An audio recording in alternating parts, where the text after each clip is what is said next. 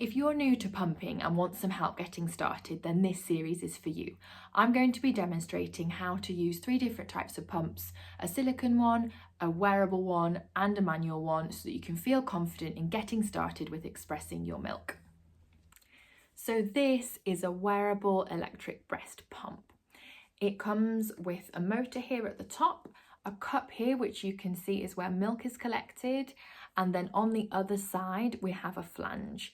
It's really important that we pick the flange size that is right for us so that you can make sure that milk is being collected comfortably, and it also makes a big difference to how much milk you can collect as well.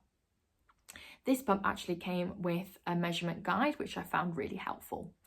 So once you are set up somewhere comfy, you've washed your hands, you've cleaned and sterilised your pump, you are ready to go ahead and get started. So here you can see the controls that it has. We want to make sure that we've put it onto our breast first, lined it up nicely. It's got to be comfortable for you. You can keep your bra on whilst you're using it. You just might need to adjust the strap so that it fits in. And then once it's in the right place and fitted correctly, we can then go ahead and turn it on. So we just use this on button here and then it will start. You want to try the setting that is designed for stimulation or massage. This pump offers me 2 options for that. It's quite quiet, as you can hear. And then once you're ready and we've got the pump going and we've left it a good 1 to 2 minutes, we can then move through and toggle through the settings to the expression setting.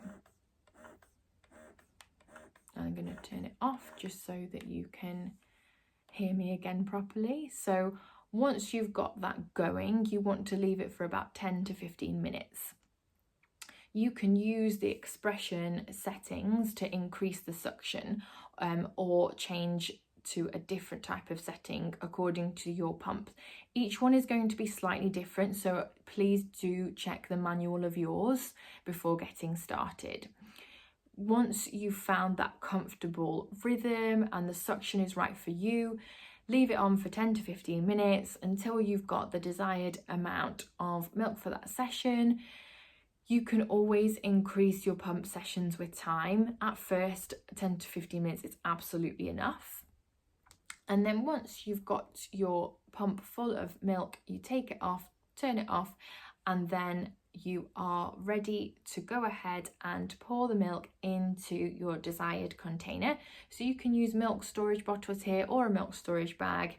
You just take off your motor and then it comes with a little spout that you then use to pour out your milk. You want to make sure that you're charging your electric pump in between uses as well so that it's ready for the next go. And if you're a regular pumper, it's a good idea to invest in some spare parts just so that you're not cleaning and sterilising all the time. Let me know what you think of your wearable pump. I definitely think that these are where we're moving towards in terms of the pumping market because they are just so convenient.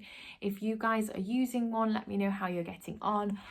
I think the huge advantage to wearable breast pumps is that you're not tied into that one spot and you can move around. You are a bit more flexible. I was using it just earlier today and I could play with the baby on the floor at the same time.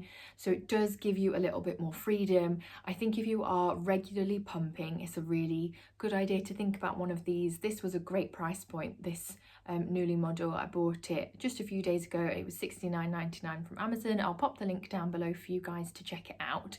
And yeah, please let me know what you think. So once you've collected your amazing milk for your baby, you can then go ahead and put that into the fridge or freezer. And then you're ready to wash up your pots. So all need to go into warm soapy water. You can use a bottle brush to get into those harder to reach areas.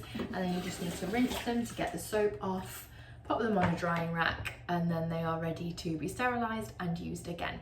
Let me know what you thought of the video. I'd love for you to subscribe if you like this kind of content, and if you're using a different pump to the one that I've shown you in this video, be sure to check out the other 2 pumps in this mini series. Thank you so much.